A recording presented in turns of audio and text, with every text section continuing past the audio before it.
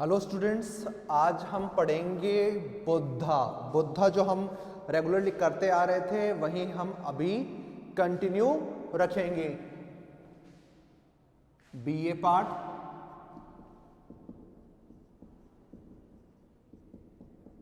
Second year की class है हमारी हिस्ट्री,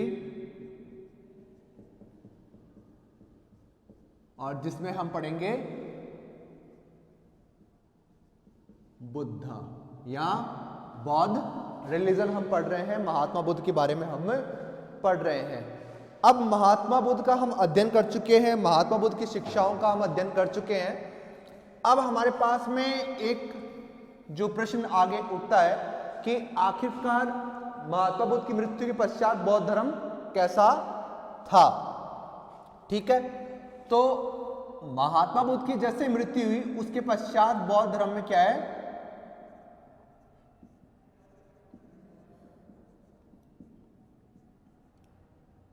विभाजन हो गया। बौद्ध धर्म में क्या है, विभाजन हो गया, वो बट गया। बौद्ध धर्म अब दो भागों में बट चुका था। महात्मा बुद्ध के पश्चात बौद्ध धर्म दो भागों में बट चुका था। एक जो भाग था वो था हीनयान, एक जो भाग है वो है हीनयान, और जो दूसरा भाग है वो कहलाता था महायान। हीनयान और महायान। अब हम अध्ययन करते हैं आखिरकार हीनयान क्या है और महायान क्या है। हीनयान यानी हीन मतलब स्वयं के ऊपर यानी छोटा मार्ग इन्होंने अपनाया है। अब जैसे इनका शाब्दिक अर्थ हीन मतलब छोटा होता है या कम होता है आंकने के हिसाब से, तो उसी प्रकार हीनयान और महायान में हम अंतर करेंगे।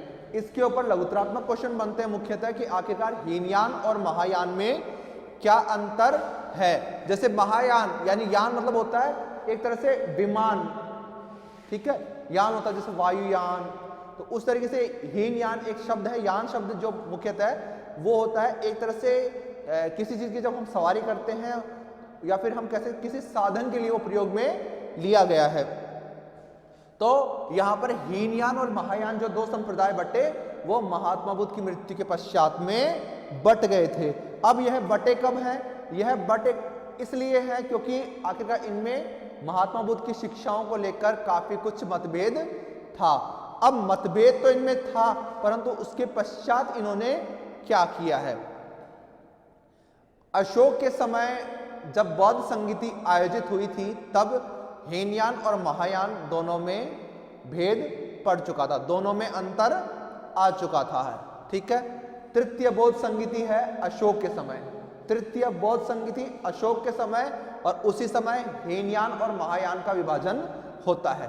अब इनमें अंतर क्या है, इनमें अंतर क्या है। हीनयान अहर्त बनने के लिए प्रयास करता है, यानी अहर्त मतलब खुद का विकास करो। अहर्ता मतलब योग्यता, जैसे हम बोलते हैं आपकी क्या अहर्ता है, यानी आपका क्या क्वालिफिकेशन है। अहर्ता शब्द क्वालिफिकेशन के लिए होता है। तो यहां पर हीनयान ये बल देता है कि स्वयं अहर्त बनो। अहर्त बनना मतलब स्वयं योग्य बनो, ठीक है। वहीं पर इसमें स्वयं पर बल दिया गया है, जबकि महायान क्या है, यहां पर सबके कल्याण की बात की जा रही है। ठीक है, महायान में क्या है, सबके कल्याण की बात की जा रही है। इन्हें बात की महायान मतलब बहुत बड़ा विमान है, इस विमान में हम सभी का कल्याण कर सकते हैं। अब अहर्त शब्द जो है वो होता है स्वयं के लिए, मुख्यतः अहर्ताएं आपके स्वयं के लिए होंगी, जबकि दूसरा है क्या है, दूसरों के लिए विकास करना है। तो यहां पर हीनयान का जो बौद्ध भिक्षु होगा वो स्वयं का कल्याण, स्वयं के मोक्ष के लिए प्रयास करेगा, जबकि महायान ये समझता है कि हमारा दायित्व है कि हम दूसरों का भी कल्याण करें और दूसरों का भी विकास हम करें। तो यहाँ पर जगत कल्याण की बात है, यहाँ पर स्वयं के कल्याण की बात है। पहला अंतर तो यह है। दूसरा अंतर यह बुद्ध को महान सन्यासी, संत या पुरुष ही मानती है। ठीक है, हीनयान क्या मानती है? एक महान सन्यासी पुरुष मानती है, जबकि महायान क्या है? इन्हें अवतार मानती है। ठीक है, इन्हें एक अवतार मानती है, इन्हें देवताओं की तरह पूजती है। तो यह एक तरह से अवतार या देवता की तरह इनकी पूजा करते हैं। महायान के लोग इस तरह के हैं। हीनयान के लोग क्या करते हैं? सन्यासी है और वो मुख्यतः पुरुष के रूप में उन्हें मानते हैं। ठीक है, तीसरा जो अंतर है वो महात्मा बुद्ध की यानी मूर्ति के ऊपर है। ठीक है, तो ये मुख्यतः मूर्ति पूजा के विरुद्ध है हीनयान वाले, परंतु कुछ हीनयान की हमें मूर्तियां भी मिली हैं। और दूसरा हमें ये बात करें कि आखिरकार इनका क्या है, तो यह मूर्ति पूजा करते हैं। ठीक है, यह मूर्ति पूजा करते हैं। अब जो चौथा है वो मुख्यतः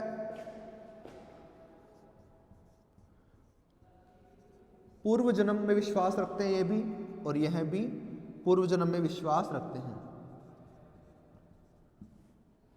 ठीक है, पूर्व जन्म में ये मानते हैं महात्मा बुद्ध के पूर्व जन्म हुए हैं। 550 जातक कथाएं हैं, उन जातक कथाओं में इनका वर्णन है, ये भी उनमें यही बातें हैं। तो ये एक तरह से अंतर नहीं है, परंतु ये जातक कथाओं में एक व्यक्ति के तौर पे देखते हैं और यह देवता के तौर पे इन्हें देखते हैं। देखने के नजरिए में फर्क है। ठीक है, पांचवा जो अंतर है वो पांचवा अंतर इस तरीके से है कि आखिरकार जब इनका विकास या इनके तौर तरीके किस प्रकार से थे, तो हीनयान और महायान में सबसे बड़ा अंतर ये दिखाई देता है कि हीनयान के हमें जो साहित्य है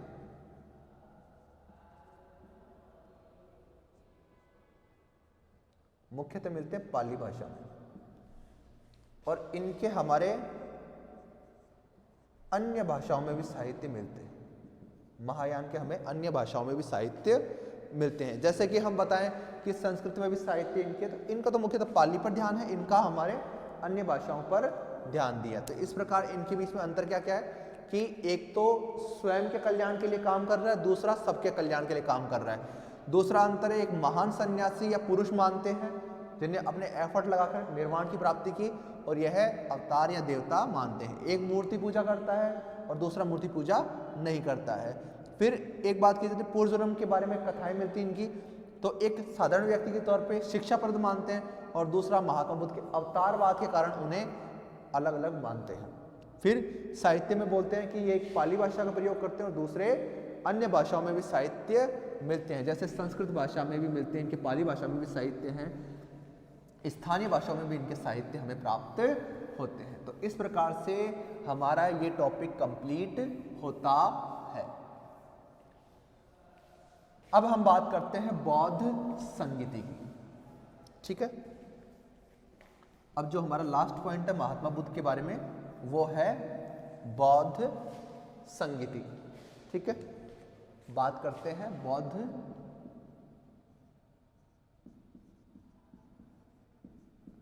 संगीति के बारे में। बौद्ध संगीति, ठीक है। अब महात्मा बुद्ध के समय जो बौद्ध संगीति आयोजित हुई महात्मा बुद्ध के लिए, अब उनका हम अध्ययन यहाँ पे करेंगे। अब बौद्ध संगीतियाँ क्या हैं मैं आपको समझा देता हूँ। बौद्ध मतलब बुद्ध धर्म से जुड़ी हुई, महात्मा बुद्ध से जुड़ी हुई। संगीतियों का मतलब है यहाँ पे सभा से, संगीति का मतलब है यहाँ पर सभा से, यानी ऐसी बौद्ध संगीतियाँ जहाँ पर उनके बौद्ध भिक्षु इकट्ठे हुए और उन्होंने डिस्कशन किया है। तो ये जो बौद्ध संगीतियाँ आयोजित की जाती थी ये मुख्यतः एक दूसरे से डिस्कशन के लिए की जाती थी, एक दूसरे से राय करने के लिए। अगर कोई विवाद हो या कुछ साहित्य पर कोई चर्चा करनी हो तो एक तरह से ये एक समूह एकत्रित होकर संगीतियाँ आयोजित करवाता था, ताकि क्या है कि जो बुद्ध से जुड़ी हुई बातें हैं या बौद्ध धर्म से जुड़ी हुई बातें हैं या जो समस्याएं हैं उन पर विचार किया जा सकते और साहित्य एकत्रित हो सके। लोग इसमें अपने एक्सपीरियंस भी शेयर करते थे। अब जो बौद्ध संगीतियाँ हैं वो 4 हुई हैं।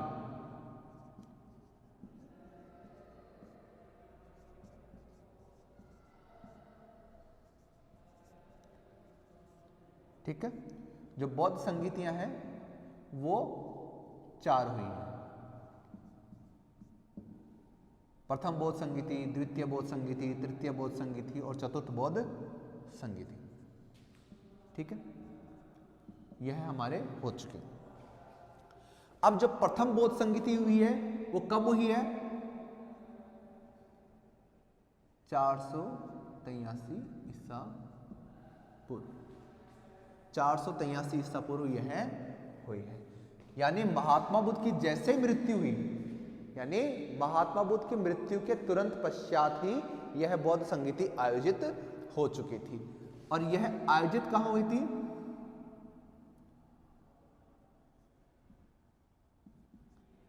राजगृह। यह आयोजित कहां हुई थी? राजगृह आयोजित थी, राजगृह में यह आयोजित हुई है।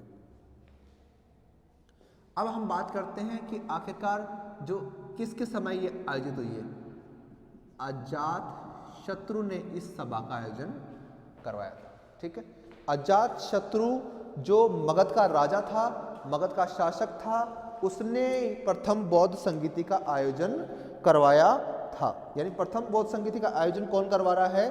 अजात शत्रु करवा रहा है। अब अजात शत्रु जो व्यक्ति है वो कौन है? अजात शत्रु वह व्यक्ति है जिसने महात्मा बुद्ध के धर्म को स्वीकार किया और उन्हें सपोर्ट किया था। तो अजात शत्रु ने यह करवाया था।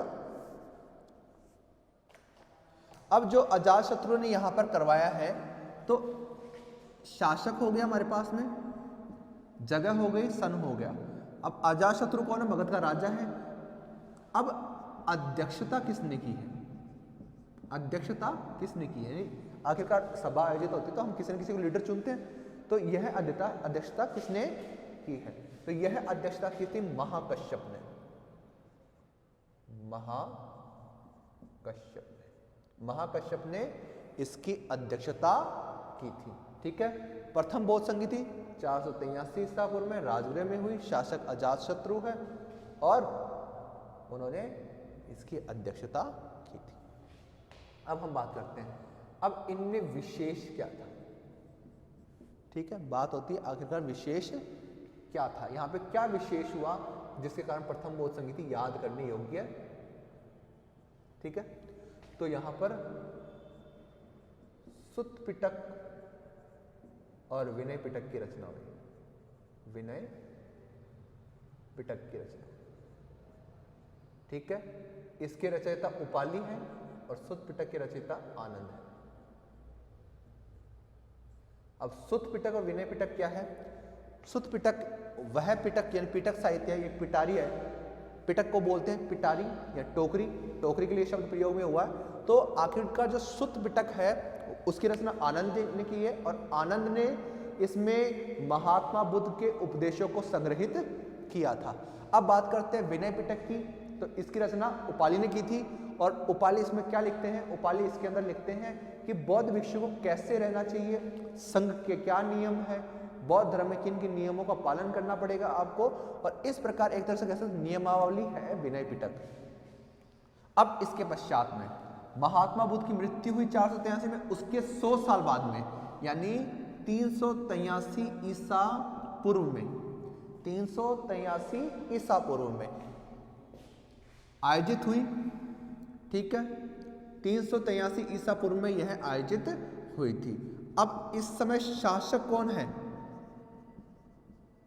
कालाशोक। कौन है? कालाशोक। कालाशोक है या काकवंश जिसे कह सकते हैं, ये शिशुनाग वंश का शासक था। ठीक है, कालाशोक को ही काकवंश कहते हैं और यह कौन है? शिशुनाग वंश का शासक था। अब इसने क्या है, महात्मा बुद्ध के मृत्यु के 100 साल बाद में यह आयोजित करवाई थी। ठीक है, महात्मा बुद्ध की मृत्यु के बाद में यह आयोजित करवा गई। अब जब यह आयोजित हुई तो उसके पश्चात क्या है कि महाकच्चायन ने इसकी अध्यक्षता की थी। महाकच्चायन ने क्या है, इसकी अध्यक्षता की थी। महाकच्चायन। ठीक है, अब इस समय विशेष क्या हुआ है? इस समय विशेष यह हुआ है कि दो संप्रदायों का उदय हुआ। एक था स्थविर और दूसरा था महासंगिम।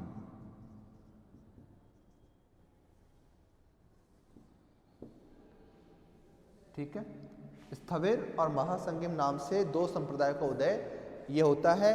कालाशोक के समय यह आयोजित होती है और इसी समय यह घटना घटित होती है। अब जब ये आयोजित की गई थी महात्मा बुद्ध की मृत्यु के पश्चात में, तो यह आयोजित कहाँ हुई है? ठीक है, यह आयोजित कहाँ हुई है? तो जब ये आयोजित हुई थी तो यह आयोजित हुई थी, इसका जो स्थान है वो है वैशाली। कहाँ है? वैशाली में। तो वैशाली में इसका आयोजन हुआ था। अध्यक्षता महा का चयन कर रहे हैं 383 ईसा पूर्व में, शासक कालाशोक है।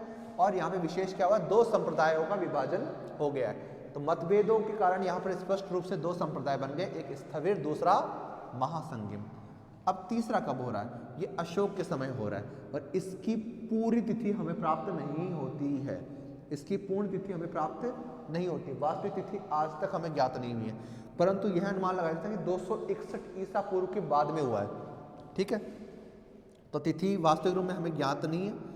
फिर यह आयोजित हुई है पाटलिपुत्र में। कहाँ आयोजित हुई है? पाटलिपुत्र में। शासक कौन है? अशोक। शासक कौन है? अशोक। और जब ये आयोजित हुई तो अध्यक्षता कौन कर रहा है?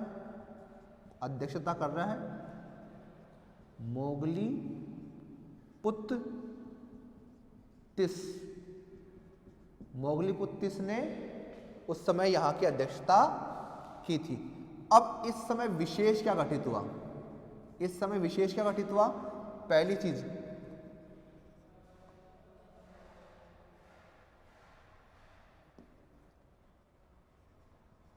अधिधम पिटक की रचना हुई। यहां पर अधिधम पिटक की रचना हुई और दूसरा हीनयान महायान संप्रदाय बने। ठीक है, इस समय जब तृतीय बौद्ध संगीति आयोजित हुई तो उस समय हीनयान और महायान संप्रदाय बन चुके थे, वो प्रकाश में आ चुके थे और अधिधम पिटक की यहाँ पर रचना हो चुकी है। तो जो बौद्ध धर्म के 3 पिटक साहित्य हैं, सुत्त पिटक, विनय पिटक, अधिधम पिटक, यह तीनों के तीनों संग्रहित हो चुके हैं। सुत्त पिटक में बुद्ध के उपदेश हैं, विनय पिटक में जो बौद्ध भिक्षु है उनकी आचार संहिता है, अधिधम पिटक में बौद्ध धर्म का जो दर्शन है, गूढ़ रहस्य है, उनके ऊपर चर्चा यहाँ पर की गई है। अब हम आगे बात करते हैं कि आखिरकार अगली कहाँ हुई है।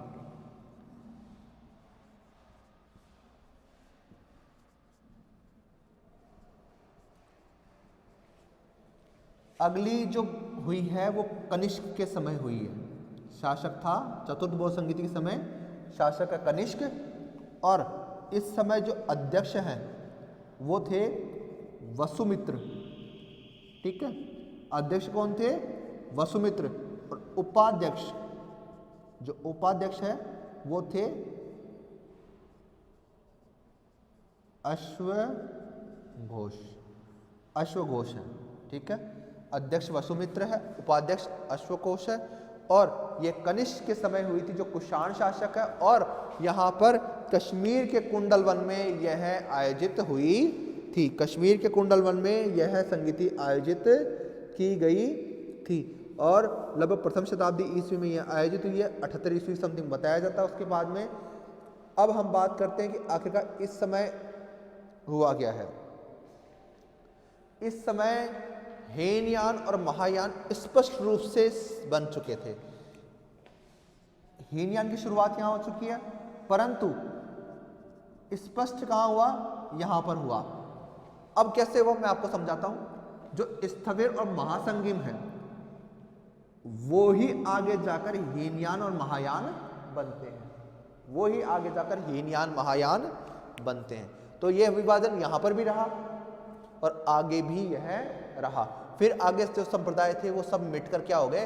केवल 2 ही संप्रदाय रह गए, हीनयान और महायान। तो इन संप्रदायों का अलग अलग रूप से कोई अध्ययन नहीं किया। अब इस प्रकार से है प्रथम बौद्ध संगीति 483 ईसा पूर्व में अजातशत्रु के समय हुई थी और यह राजगृह में आयोजित हुई थी। अध्यक्षता महाकश्यप कर रहे थे। अब हम बात करते हैं इस समय विशेष क्या, सुत पिटक और विनय पिटक की इस समय रचना हुई थी। फिर इसके पश्चात जो दूसरा है उसका अध्यक्षता महाकात्यायनी की वैशाली में हुई और स्थविर और महासंगीम नामक से दो संप्रदाय बने। कालाशोक के समय हुई और महात्मा बुद्ध की मृत्यु के 100 साल बाद में यह आयोजित हुई थी।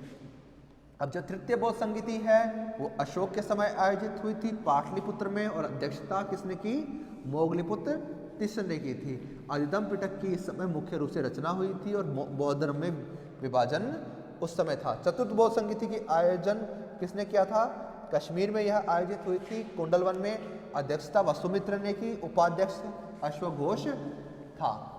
अब उपाध्यक्ष अश्वघोष था और इस समय शासक कौन है, कुषाण वंश का शासक है कनिष्क। कुषाण वंश का शासक है कनिष्क। उस समय इसने यह कार्य किया था। ठीक है, तो इस प्रकार हमारा जो टॉपिक है वो कंप्लीट हो चुका है। महात्मा बुद्ध से जुड़ा हुआ हमारा टॉपिक अब कंप्लीट हो चुका है। अब हम बात करते हैं जो अगले टॉपिक की। वो जो टॉपिक है उसका नाम है अब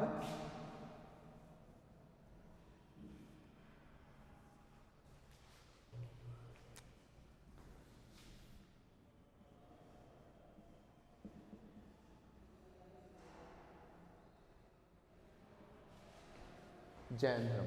ठीक है, जैन धर्म के बारे में हम यहाँ पर अब पढ़ेंगे। किसके बारे में पढ़ेंगे, अब हम पढ़ेंगे जैन धर्म के बारे में। किसके बारे में पढ़ेंगे, हम अब जैन धर्म के बारे में पढ़ेंगे।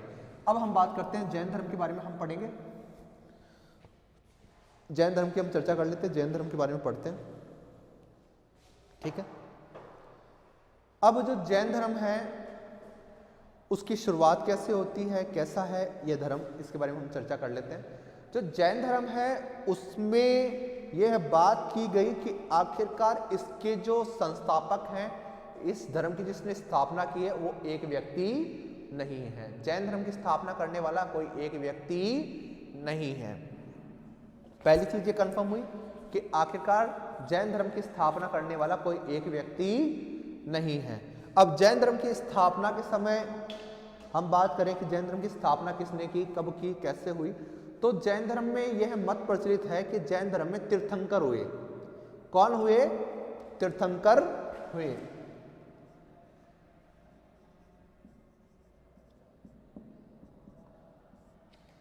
यानी तीर्थ प्लस या अंकन, एक अंकर बोला जाता है या अंकुर, तीर्थंकर या तीर्थंकर, है ना। तो तीर्थंकर की बात की, तीर्थ प्लस अंकर। तीर्थ मतलब आपका होता है जहां पे आपको स्नान करने से मुक्ति प्राप्त हो या फिर जो आपको आध्यात्म से जोड़ता हो उस जगह को हम बोलते हैं तीर्थ। और अंकर मतलब उसका मुख्य बिंदु। यहाँ पे बात की गई जो आपको मुक्ति दिला सकता है, तो यहाँ पर बात की गई है तीर्थ क्या है, मुक्ति दिलाता है, तो अंकर वो बिंदु है एक तरह से। ठीक है, अंकर क्या है, बिंदु है। तीर्थ क्या है, मुक्ति का मार्ग है। तो जो चीज हमें मुक्ति दिला सकती है उन्हें क्या बोला गया है, तीर्थंकर बोला गया है। जो चीज हमें मुक्ति दिला सकती है उन्हों को क्या नाम दिया गया है, तीर्थंकर नाम दिया गया है। तो जो तीर्थंकर होते हैं वो मुख्यतः क्या होते हैं कि एक तरह से भिक्षु ही होते हैं, परंतु उनके दर्शन से, उनके साथ में रहने से हमें क्या है, मुक्ति के मार्ग मिल जाते हैं। तो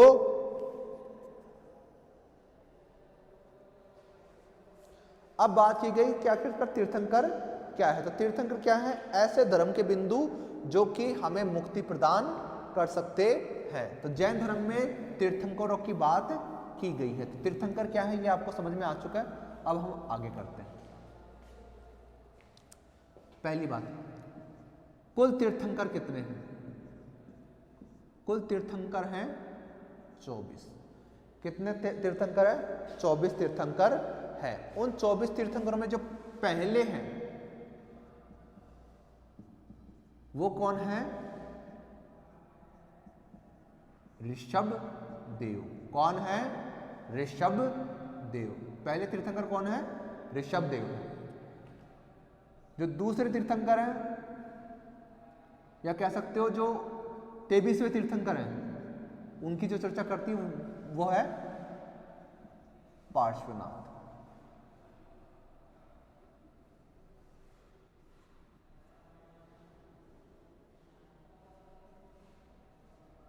पार्श्वनाथ है। और जो 24वें और अंतिम तीर्थंकर है उनका नाम है महावीर स्वामी। ठीक है, हमें इन तीन का अध्ययन करना है। ऋषभ देव जो कि जैन धर्म के संस्थापक माने जाते हैं, जैन धर्म की जिन्होंने स्थापना की थी। तो जैन ग्रंथों के अनुसार ऋषभ देव जो कि आदिनाथ हैं, इनको आदिनाथ भी कहा जाता है क्योंकि इन्होंने इस चीज की शुरुआत की थी। तो जैन धर्म में आदिनाथ के रूप में इनकी पूजा होती है। जैन धर्म में इनको आदिनाथ के रूप में जब पूजा जाने लग गया तो आखिरकार बात यहाँ पर होती है कि आखिरकार इनकी शुरुआत कहाँ से है, ऋषभ देव कब से हैं। 24 तीर्थंकर आखिरकार महावीर स्वामी 6ठी शताब्दी के हैं, परंतु उससे पूर्व जो तीर्थंकर वो कब से हमें दिखाई देते हैं। तो ऋषभ देव का जो वर्णन है वो हमें और भी बहुत पुराना मिलता है। ऋषभ देव जो कि ये जैन धर्म के संस्थापक हैं, जैन धर्म के पिता हैं, जन्मदाता हैं, एक तरह से जिन्होंने इसकी स्थापना की थी जैन धर्म की। परंतु यह ऋषभ देव कब से हैं, आखिरकार बात होती है कि आखिरकार ऋषभ देव कब से थे। क्वेश्चन हो गया ना कि जैन धर्म के संस्थापक ऋषभ देव कब से थे।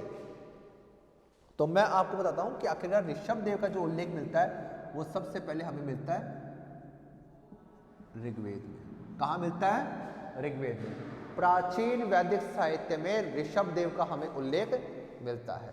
ऋषभ देव का बहुत प्राचीन उल्लेख हमें प्राप्त हो रहा है। तो क्या है उनका नाम?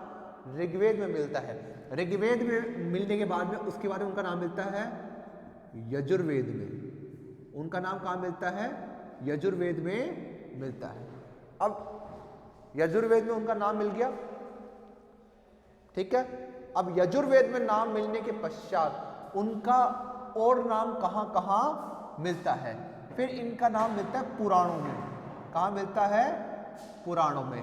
तो भारतीय जो धर्म ग्रंथ हैं, भारत के जो भी धर्म ग्रंथ लिखे गए उन धर्म ग्रंथों में हम यह देखते हैं कि आखिरकार ऋषभ देव का जो उल्लेख है वह सर्वप्रथम ऋग्वेद में मिलता है जो हमारा वैदिक साहित्य का प्रमुख है।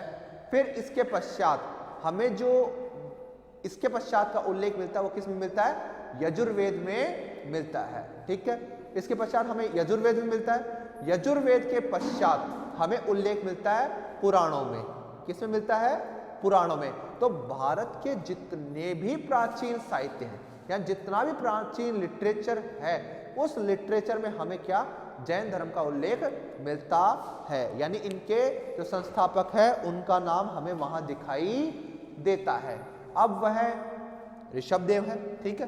तो ऋषभ देव का उल्लेख कहां मिल गया? ऋग्वेद में मिलता है, यजुर्वेद में मिल रहा है, पुराणों में मिल रहा है। और जितने भी जैन ग्रंथ हैं उनमें तो इनका उल्लेख मिला ही मिला है, ठीक है।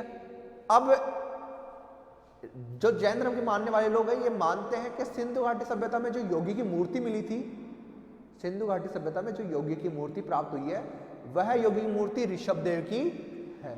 यानी वो ऋषभ देव को सिंधु घाटी सभ्यता के समय तक का मानते हैं, अपने आप को और भी ज्यादा प्राचीन वह सिद्ध करते हैं, ठीक है।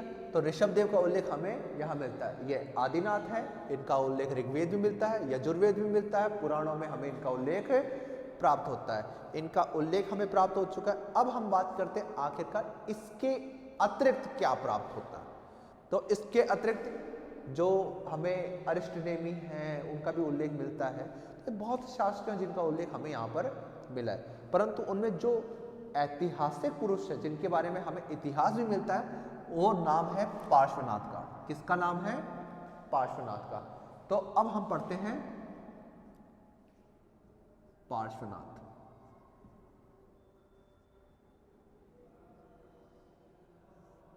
जो पार्श्वनाथ है ना, तो कभी आपको पता चले कि पार्श्वनाथ की मूर्ति कैसी है या पार्श्वनाथ की मूर्ति कौन सी पहचानी जाए, तो ऋषभदेव तो आदिनाथ के रूप में पुजारी, पर पार्श्वनाथ की मूर्ति की अलग ही पहचान है।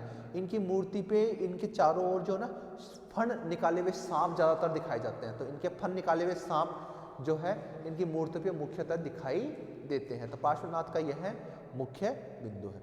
अब पार्श्वनाथ जो है वो जैन धर्म के कौन से तीर्थंकर है? 23वें तीर्थंकर। ये कौन से तीर्थंकर है? 23वें तीर्थंकर है। 23वें तीर्थंकर हो गए जैन धर्म के। अब जो पार्श्वनाथ है ये कहां से थे? ये थे काशी से। पार्श्वनाथ कहां से थे? काशी से। तो इनके पिता कौन थे? इनके पिता कौन थे? तो इनके पिता हैं इक्ष्वाकु वंशी राजा अश्वसेन। राजा अश्वसेन, इक्ष्वाकु वंशी राजा अश्वसेन इनके पिता थे, जो क्या है वाराणसी के राजा थे। वाराणसी के वो राजा थे। अब जो इनके पिता थे वो इक्ष्वाकु वंश के थे। अश्वसेन इनके पिता का नाम है।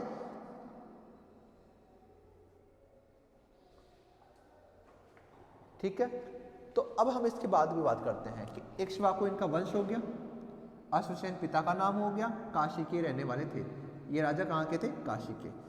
अब इनकी माता का नाम क्या है? इनकी माता का नाम क्या है? वामा। इनकी माता का नाम है वामा। अब इनके बड़े भाई कौन है? बड़े भाई का नाम है नंदी वर्धन। नंदी वर्धन इनके बड़े भाई का नाम है। बड़े भाई का नाम हो गया। अब इनकी पत्नी का नाम क्या है? पत्नी का नाम है प्रभावती।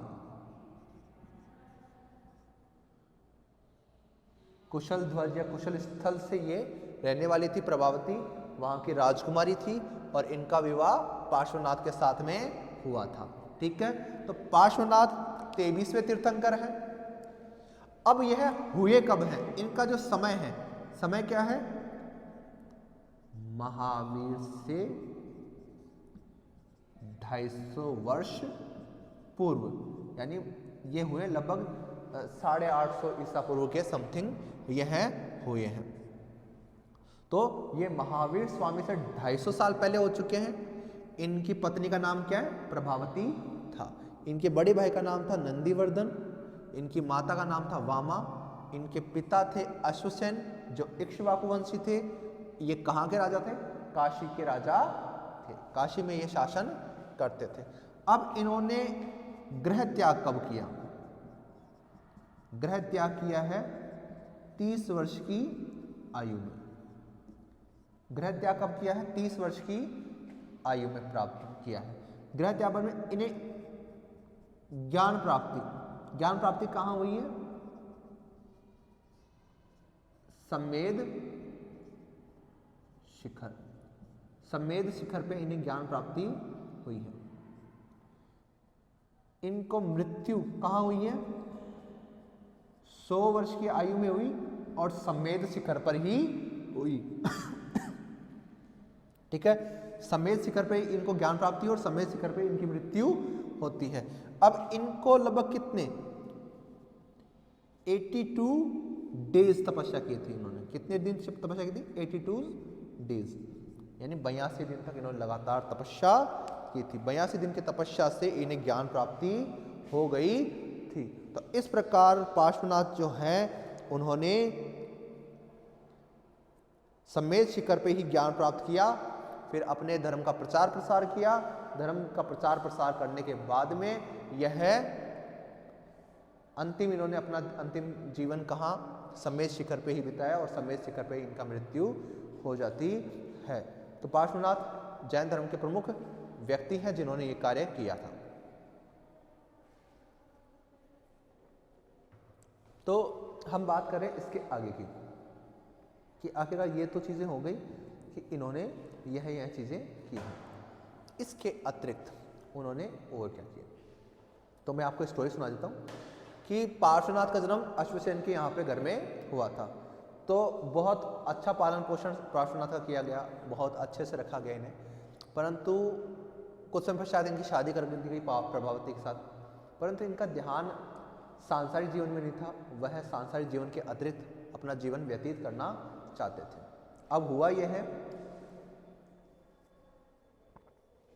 कि सांसारिक जीवन व्यतीत करने के लिए इन्होंने क्या किया, जब तक माता पिता थे तब तक तो इन्होंने सांसारिक जीवन व्यतीत किया, और माता पिता की मृत्यु के पश्चात उन्होंने अपने बड़े भाई नंदीवर्धन से आज्ञा मांगी कि मैं अब सांसारिक जीवन नहीं जीना चाहता और मुझे घर छोड़कर जाना है।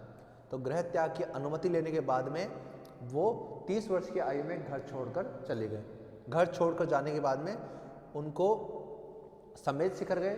समेत शिखर में उन्होंने तपस्या की और वहां पर उन्हें ज्ञान प्राप्ति हुई।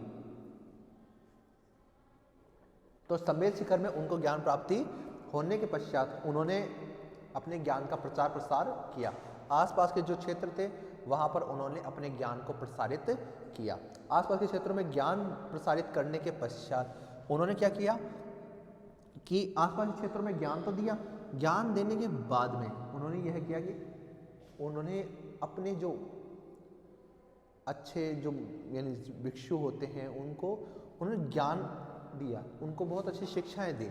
अब जब शिक्षाएं दी थी केवल मौखिक तौर पे दी थी, तो पार्श्वनाथ की दी हुई शिक्षाएं हमारे पास अभी लिपिबद्ध नहीं है, परंतु मुख्यतः जो जैन धर्म कहता है तो उसमें जो इनकी दी हुई शिक्षा है मुख्य रूप से वो 4 है: सत्य, असत्य, अपरिग्रह और अहिंसा। यह उन्होंने 4 बताए। सत्य बोलना चाहिए, चोरी नहीं करनी चाहिए, संग्रह नहीं करना चाहिए, बिना आज्ञा से कहीं प्रवेश नहीं करना चाहिए और दूसरे जीवों की हत्या नहीं करनी चाहिए। तो यह उनकी 4 शिक्षाएं थी जो महत्वपूर्ण रूप से उन्होंने प्रदान की थी। समेत शिखर पर ही उनकी मृत्यु होती है, उनको मुक्ति वहीं पर प्राप्त होती है। तो इस प्रकार जो पार्श्वनाथ है उन्होंने अपने जीवन में यानी आसपास के क्षेत्रों में काफ़ी कुछ उन्होंने काम किया था। अब जो उन्होंने आसपास के क्षेत्रों में अपना प्रचार प्रसार कर लिया, बहुत से लोग उन्हें जानते थे, बहुत से लोग उनको फॉलो करते थे। अब जब बहुत से लोग उन्हें फॉलो करें तो उसके पश्चात आगे क्या हुआ, जब उनके बहुत से अनुयायी बन चुके थे तो एक बात यह कही जाती है कि महावीर स्वामी के जो माता पिता हैं वह भी पार्श्वनाथ को मानने वाले थे। तो उस समय काफ़ी फॉलोवर्स इनके बन चुके थे। इनकी दी हुई शिक्षाएं, ये 4 शिक्षाएं जो प्रमुख रूप से प्रचलित है। ठीक है, अब 4 शिक्षाएं उस समय प्रचलित थी।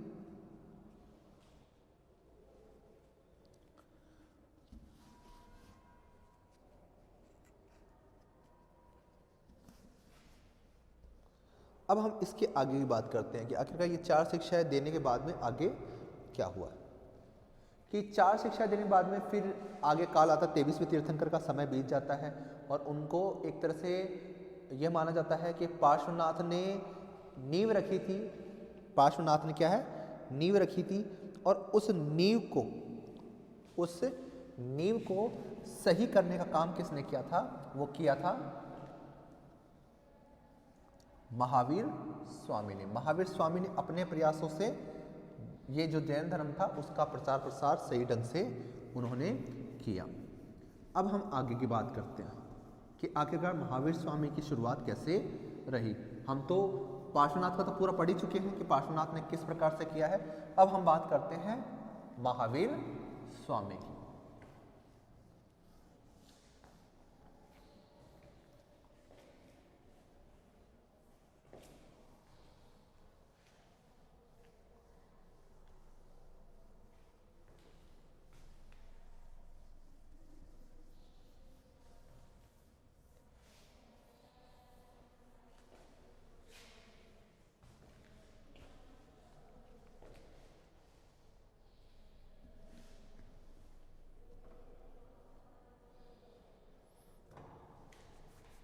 अब हम बात करते हैं महावीर स्वामी के बारे में।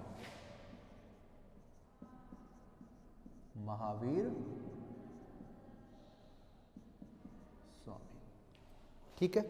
महावीर स्वामी जैन धर्म के कौन से तीर्थंकर हैं? 24वें तीर्थंकर हैं और अंतिम तीर्थंकर हैं, ठीक है। 24वें हैं और अंतिम तीर्थंकर हैं। तो महावीर स्वामी क्या है? जैन धर्म के अंतिम और 24वें तीर्थंकर माने जाते हैं, जिन्होंने इस संप्रदाय को एक ढांचा प्रदान किया है। अब महावीर स्वामी ने जो जैन धर्म को एक ढांचा प्रदान किया, तो नींव तो बहुत पहले रखी जा चुकी थी, परंतु हम कहें किसी बिल्डिंग को फर्निशिंग जैसे मिलती है, उसी प्रकार से महावीर स्वामी ने एक तरह से फर्निशिंग दी है, एक रूप प्रदान किया है जैन धर्म को। जो अलग तीर्थंकरों जो ज्ञान दिया, उनको एक जगह समेटकर उन्होंने एक संप्रदाय के रूप में सामने लाया।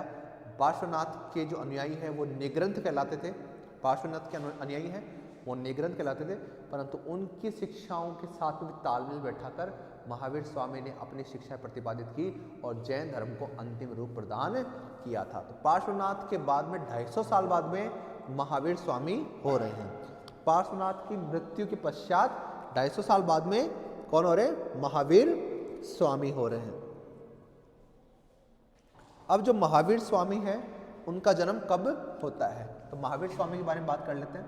तो इनका जो जन्म है वो हुआ है 599 ईसा पूर्व में। इनका जन्म हुआ है 599 ईसा पूर्व में। इनके पिता थे सिद्धार्थ। इनके पिता थे सिद्धार्थ, ठीक है। इनका कुल कौन सा है? कुल है इनका ज्ञात्रक। ज्ञात्रक कुल के ये थे, ज्ञात्रक कुल से क्षत्रिय थे। और जो वर्धमान है, इनका नाम जो है, इनका जन्म कहाँ होता है? कुंडग्राम में होता है। इनका जन्म कुंडग्राम में होता है। ज्ञात्रक कुल हो गया। माता का नाम है त्रिशला। कौन है? त्रिशला, ठीक है। त्रिशला इनकी माता हो गई। अब इनका जन्म स्थान कौन सा है? जन्म स्थान है कुंडग्राम। कुंडग्राम में, कुंडग्राम में इनका जन्म हुआ था। त्रिशला इनकी माता थी और जो त्रिशला है वो राजा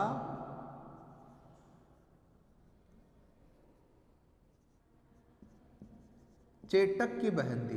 राजा चेटक की बहन थी, ठीक है। तो राजा चेटक उस समय बहुत फेमस राजा थे, उनकी वो बहन थी।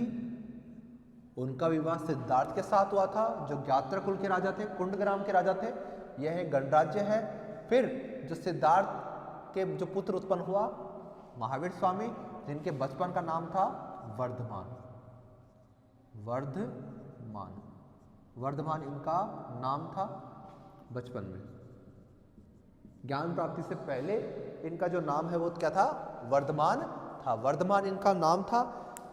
और इनकी माता का नाम त्रिशला था, जो चेटक राजा की बहन थी। और इनका जन्म कहाँ हुआ था? कुंडग्राम में 599 ईसा पूर्व में हुआ था। कुल इनका ज्ञात्रक है और बड़ा आसानी से इनका जीवन यापन व्यतीत हुआ। एक तरह से कह सकते हो राजसी वैभव में इनका जीवन यापन व्यतीत हुआ। परंतु इनके बचपन की कुछ कथाएं हमें प्राप्त नहीं होती है कि ऐसे इनका जैसे महावीर स्वामी प्राप्त होती ना, कि जैसे महावीर स्वामी जो हैं उनकी इतनी कथाएं नहीं है, जबकि इससे पहले के जो हैं उन लोगों की कुछ ना कुछ कथाएं मिलती हैं। परंतु महावीर स्वामी की जो कथाएं हैं वो उनके ज्ञान प्राप्ति के बाद की हैं मुख्यतः। उनके बारे में ये नहीं बताया गया कि आगे कोई हाथी सूंड में कमल लेकर आ रहा है, ऐसा कुछ नहीं है। बहुत ही सरल इनका व्यक्तिगत जीवन था। एक तरह से कह सकते हो एक नॉर्मल व्यक्ति के तौर पे ही इनका जीवन व्यतीत हुआ था। तो काफ़ी सरल स्वभाव के इनके माता पिता थे। वो पार्श्वनाथ के अनुयायी थे, पार्श्वनाथ के अनुयायी थे और काफ़ी ज़्यादा इनको फॉलो करते थे। बचपन में जो वर्धमान थे उनको एजुकेशन भी दिया गया, गुरुकुल पद्धति पे इनको शिक्षा प्रदान की गई और बाद में इनको एक राजकुमार की तरह रखा जाने लग गया। अब वो एक राजकुमार के तौर पर रह रहे थे। राजकुमार के तौर पर रहते फिर इनकी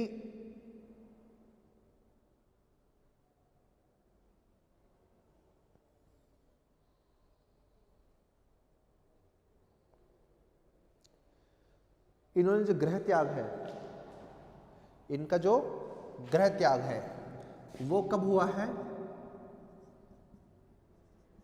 गृह त्याग की घटना हुई है 30 वर्ष की आयु में। इन्होंने घर कब त्यागा है? 30 वर्ष की आयु में इन्होंने गृह त्याग किया है। 30 वर्ष की आयु में इन्होंने घर छोड़ दिया था।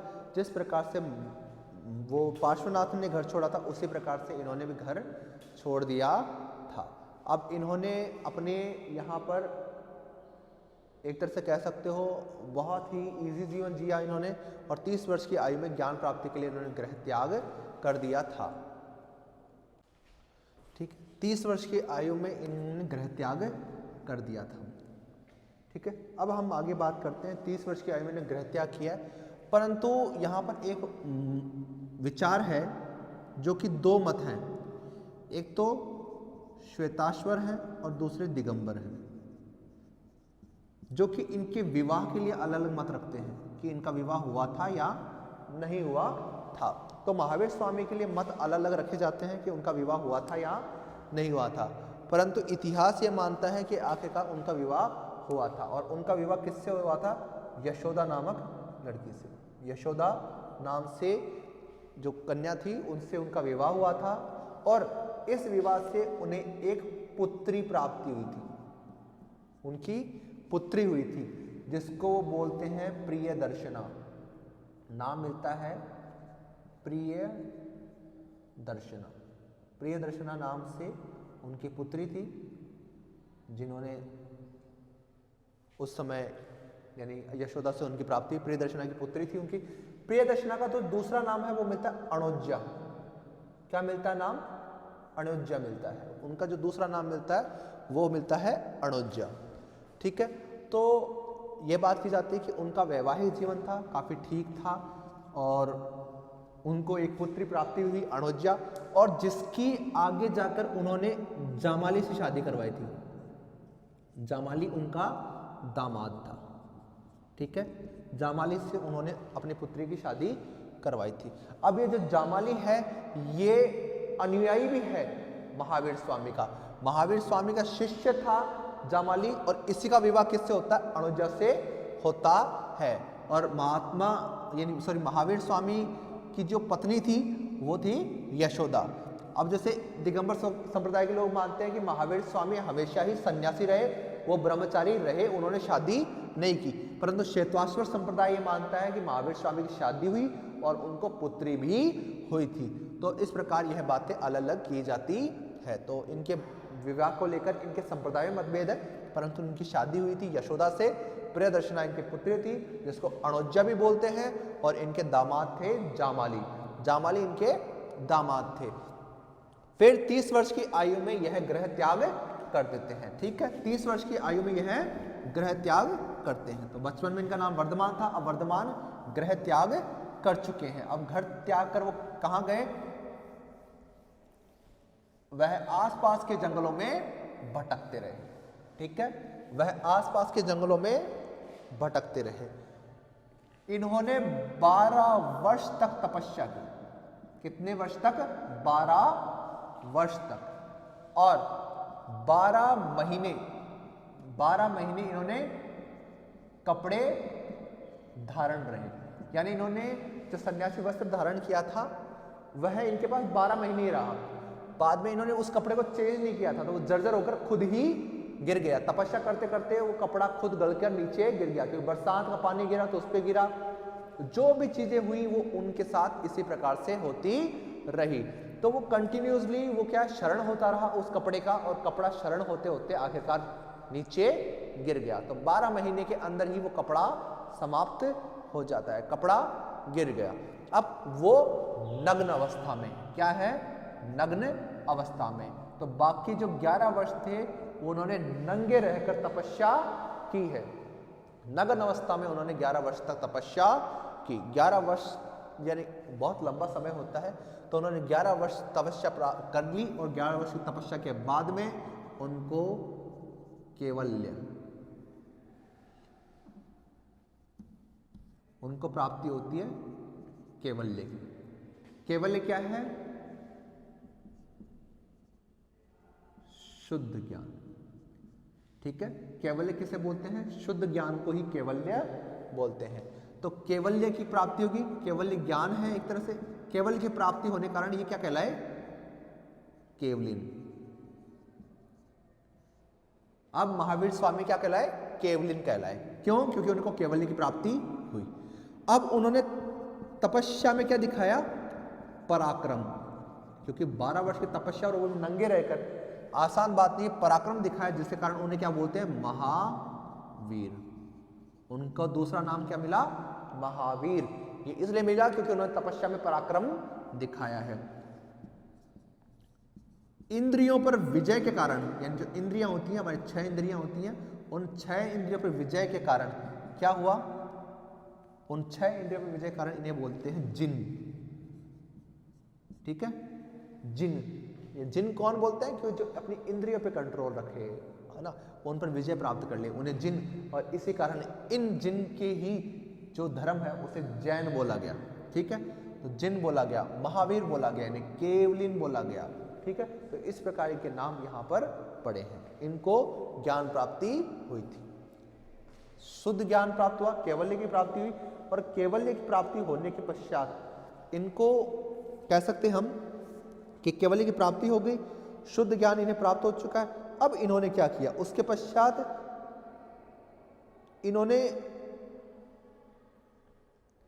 इन्हें जो ज्ञान प्राप्त हो रहा है वो कहां प्राप्त होता है? ऋजुपालिका नदी के तट पर। कहां पे प्राप्त हो रहा है? ऋजुपालिका नदी तट पर। ऋजुपालिका नदी तट पर इनको ज्ञान प्राप्त हुआ। ठीक है, और इसके पश्चात इन्होंने क्या किया? ज्ञान प्राप्ति हो गई और इन्होंने ज्ञान प्रसार किया, ज्ञान का प्रचार प्रसार किया। तो कहां कहां किया इन्होंने? मगध, और मगध में बिंबिसार, जो बिंबिसार था वो इनका अनुयायी था, वहां पर प्रसेनजीत, कौशल में। कौशल में कौन था? प्रसेनजीत, चेटक, वंजी गणराज्य में। ठीक है, इसी प्रकार से आसपास के क्षेत्रों में उन्होंने प्रचार प्रसार किया। मगध, कौशल, वंजी, काशी, इन क्षेत्रों में उन्होंने अपने विजय अभियान किए। विजय अभियान किस तरह के है कि इन्होंने ज्ञान से लोगों पर विजय प्राप्त किए, ज्ञान के माध्यम से इन्होंने लोगों का दिल जीता है। तो ज्ञान प्रचार प्रसार किया इन्होंने, काफी लंबे समय तक इन्होंने अपने ज्ञान का प्रचार प्रसार किया। अब ज्ञान का प्रचार प्रसार इन्होंने कर दिया। अब यह क्या करते थे? इनकी मृत्यु कब हुई है? अब बात होती है इनकी मृत्यु पे। ठीक है, अब इनकी जो मृत्यु है वो होती है पावा में। मृत्यु होती है पावा में। कब होती है? 527 ईसा पूर्व। 527 ईसा पूर्व। ठीक है, 72 वर्ष की आयु में इनकी मृत्यु होती है। 72 वर्ष की आयु में इनकी मृत्यु होती है पावा में। ठीक है, पावा में इनको मृत्यु प्राप्त हो जाती है और 527 ईसा पूर्व में इनकी मृत्यु होती है। तो इस प्रकार 72 वर्ष की आयु में महावीर स्वामी शांत हो जाते हैं। और इन्होंने अपना जो ज्ञान का प्रचार प्रसार है वो मगध में किया, बिंबिसार के समय, कौशल में प्रसेनजीत, वंजी में चेटक। तो यह कह सकते हैं कि महावीर स्वामी से पहले आए थे और इन्होंने बहुत ज़्यादा समय तक, कह सकते हो, ज्ञान का प्रचार प्रसार किया, परंतु इनका प्रभाव काफ़ी लंबे समय तक रहा। तो जैन धर्म को इन्होंने अंतिम रूप प्रदान किया। तो इस प्रकार हमारा महावीर स्वामी का जो जीवन है वो कंप्लीट हो जाता है। तो इस प्रकार हम महावीर स्वामी के जीवन का जो अध्ययन है वो पूरा कर चुके हैं। अब हम बात करेंगे, वो है अलग अलग क्वेश्चन उठते हैं ना आखिरकार किन किन तरीके से होते हैं। तो महावीर स्वामी के जीवन से जुड़े हुए कुछ न्यू टाइप के क्वेश्चन आ जाएंगे, लघुतरात्मक क्वेश्चन आ जाएंगे। इसी प्रकार से हम बात करें तो जो हमारा जो चैप्टर है, हमारा जो चैप्टर यानी है, उसमें निबंधात्मक क्वेश्चन भी आते हैं, पर निबंधात्मक महावीर स्वामी की शिक्षाओं के ऊपर आते हैं। महावीर स्वामी की शिक्षाएं या जैन धर्म की शिक्षाएं, जैन धर्म के सिद्धांत या महावीर स्वामी के उपदेश, इनके ऊपर लॉन्ग क्वेश्चन बनता है। बाकी शॉर्ट क्वेश्चन जो है तो वो पार्श्वनाथ के ऊपर बनता है, ऋषभदेव के ऊपर बन जाता है और महावीर स्वामी के जीवन की घटनाओं के ऊपर बनता है। तो इस प्रकार इसमें शॉर्ट, लॉन्ग और वेरी शॉर्ट क्वेश्चन बनते हैं। तो जैन धर्म में हमने महावीर स्वामी पढ़ लिया, पार्श्वनाथ पढ़ लिया और ऋषभदेव भी कंप्लीट कर लिया है। आखिरकार हम इन सब का अध्ययन हम कर चुके हैं। अब हम बात करते हैं आखिरकार जैन धर्म की शिक्षाएं क्या थी, जैन धर्म के सिद्धांत क्या थे, जैन धर्म के उपदेश क्या थे। तो जैन धर्म के सिद्धांत उपदेशों के बारे में हम यहाँ पर अध्ययन करेंगे। तो जैन धर्म के उपदेशों का हम इससे नेक्स्ट वीडियो में अध्ययन करेंगे कि आखिरकार जैन धर्म की क्या शिक्षाएं वगैरह रही।